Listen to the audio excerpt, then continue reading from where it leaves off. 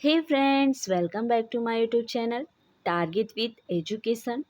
तो फ्रेंड्स, हम लोग बंगाल शैली में बंगाल से रिलेटेड जितने भी आर्टिस्ट हैं उनको पढ़ रहे थे, बंगाल शैली से रिलेटेड।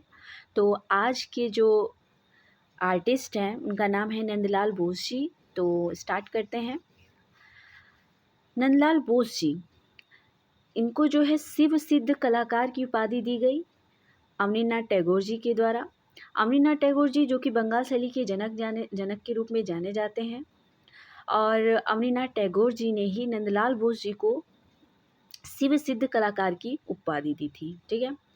अब यही इनके जन्म की बात करेंगे तो इनका जन्म 3 दिसंबर 1882 ईस्वी को हवेली खड़गपुर बिहार के मुंगेर जिला में नंदलाल बोस जी का जन्म हुआ था। वहीं अगर इनके पिता की बात करेंगे तो पूर्णचंद्र बसु जी जो हैं नंदलाल बोस जी के पिता हैं। वहीं माता की बात करेंगे तो क्षेत्रमणि देवी जी इनकी माता का नाम है। इनके चित्रण में शिव की अत्यधिक जो है चित्र दिखाई देता है। मीन्स कि नंदलाल बोस जी जो चित्र बनाते थे उस पर भगवान शिव को जरूर दर्शाते थे। भगवान शिव जो हैं,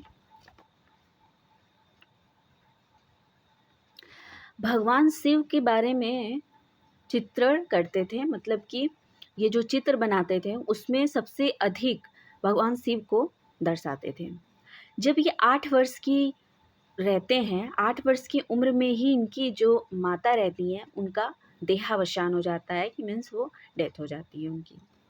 राजकीय कला विद्यालय कलकत्ता में जब ये एडमिशन लेते हैं तब वहाँ के प्रिंसिपल जो रहते हैं वो ईवी हैवल जी रहते हैं, और वाइस प्रिंसिपल यानी कि जो वाइस प्रिंसिपल रहते हैं वो भी ईवी हैवल जी रहते हैं। प्रिंसिपल भी रहते हैं और वाइस प्रिंसिपल भी रहते हैं। कौन?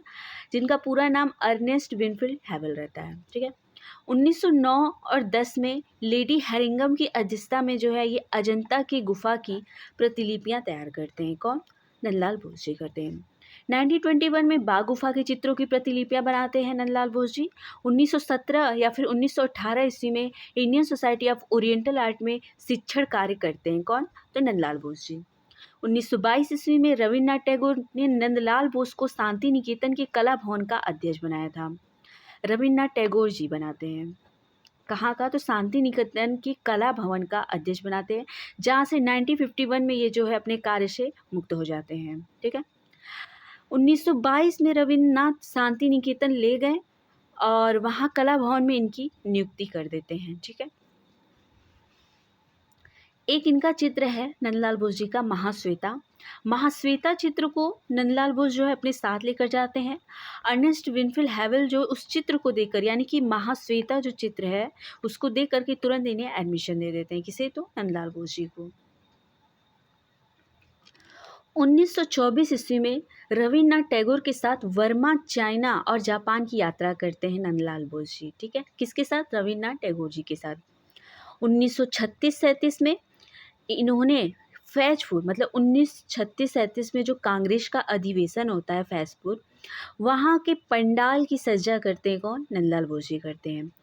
1937-38 में जो हरिपुरा कांग्रेस का अधिवेशन होता है वहाँ पर हरिपुरा कांग्रेस के पंडाल के लिए भी ये पोस्टर बनाते हैं। कौन? तो नंदलाल बोस जी करते हैं, जिसका शीर्षक रहता है जमीन जोतता हुआ किसान। क्या रहता है? जमीन जोतता हुआ किसान। फ्रेंड्स, ये क्वेश्चन बना हुआ है कि हरिपुरा कांग्रेस के पंडाल के लिए जो चित्र बनाए थे नंदलाल बोस जी उसका शीर्षक क्या है? तो जमीन जोतता हुआ किसान इसका शीर्षक है। 1939 में बड़ौदा के महाराज के आग्रह पर कीर्ति मंदिर में गंगा अवतरण का भित्ति चित्र बनाते हैं। कौन? सब नंदलाल बोस जी करते हैं। ठीक है। अब बात करेंगे 1944 में इनकी एक बुक रहती है जिसका नाम है शिल्पकला बुक को ये प्रकाशित करते हैं। 1950 ईस्वी में बनारस हिंदू विश्वविद्यालय से डीलिट की उपाधि प्राप्त करते हैं। कौन? तो नंदलाल बोस जी।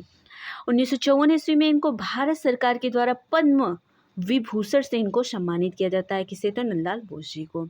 1957 ईस्वी में कलकत्ता कला विद्यालय से ये डीलिट की उपाधि प्राप्त करते हैं। 1965 ईस्वी में एशियाटिक सोसाइटी कोलकाता में रविंद्र शताब्दी पदक से भी इनको सम्मानित किया जाता है। किसे? तो नंदलाल बोस जी को। सर्वप्रथम इनकी कलाकृतियों पर रंगीन चलचित्र जो है तैयार की गई। ठीक है। प्रारंभिक जो कृतियाँ थी जल रंग में, उसके बाद जो है टेम्परा विधि में ये चित्रांकन करते हैं। नंदलाल बसु की कला की बात करेंगे तो इनका जो प्रमुख माध्यम था वो टेम्परा माध्यम था।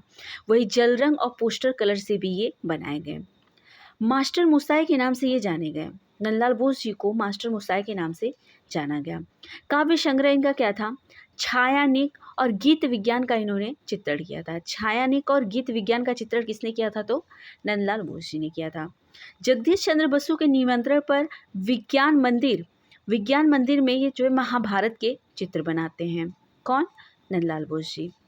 भित्ति चित्रण की बात करेंगे जिसमें छापा कला के बारे में ज़्यादातर उभार सतह मतलब वुडकट लिनोकट के माध्यम से ये जो है चित्रण ज़्यादातर किए हैं। शांति निकेतन में कारू संघ की भी स्थापना कौन करते हैं? तो नंदलाल बोस जी करते हैं। ये सारे जितने भी क्वेश्चन है इम्पॉर्टेंट है, तो फ्रेंड्स याद रखिएगा, ध्यान रखिएगा, ठीक है। रैफेल और माइकल एंजेलो ये दो आर्टिस्ट हैं जो कि वेस्टर्न आर्टिस्ट में भी हाई रेनेसेंस पीरियड की ये दो आर्टिस्ट हैं, बहुत ही ज़्यादा फेमस है और इन्हीं के चित्रों की ये अनुकृतियाँ तैयार करते हैं। कौन? नंदलाल बोस जी। रैफेल और Michelangelo high Renaissance period के 3 कलाकार हैं जिनका नाम है Leonardo da Vinci, Michelangelo and Raphael. इन तीनों में से रैफेल और माइकल एंजेलो के चित्रों की अनुकृतियाँ कौन तैयार करते हैं? तो मिस्टर नंदलाल बोस जी करते हैं। अब वहीं बुक की बात करेंगे तो शिल्पकला, रूपावली, शिल्पचार्या, भारतीय कला का सिंहावलोकन, ये 4 बुक्स जो हैं नंदलाल बोस जी के हैं और प्रीवियस ईयर से यहाँ से क्वेश्चन बने हुए हैं। तो फ्रेंड्स याद रखिएगा इन 4 बुक को। और जो शिल्पकला है 1944 में इन्होंने लिखा था। अब बात करेंगे नंदलाल बोस जी के चित्रों के बारे में। तो सती इनका चित्र 1907 ईस्वी में बनाया था।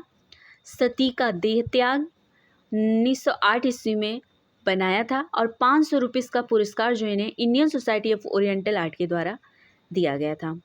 उमा की जल समाधि 1913 ईस्वी, शिव का विस्पान 1913 ईस्वी, पांडव का हिमालयारोहण 1 घंटा में इन्होंने इस चित्र को बनाया था। वर्षा में धुला हुआ कोणार्क, दांडी मार्च, लीनो कट टेक्निक के द्वारा इन्होंने दांडी मार्च को बनाया था नंदलाल बोस जी ने। भीष्म प्रतिज्ञा, कर्ण का सूर्य पूजन, तूफानी रात, गांधारी, अरहर का पौधा, बकरी, चिता पर चढ़ती विधवा, यम और सावित्री, नौका विहार, शतरंज खेलते हुए कौरव पांडव, कृष्ण और अर्जुन, ये भी जो है लिनोकट माध्यम में नंदलाल बोस जी ने बनाया था।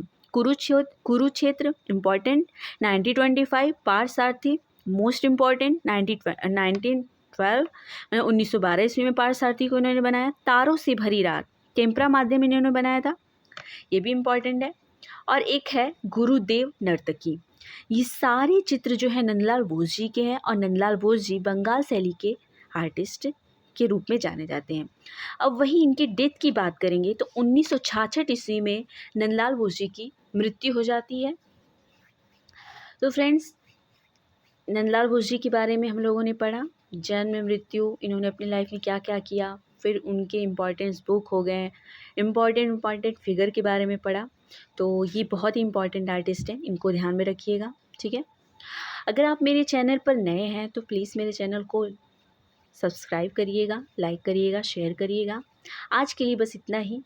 धन्यवाद।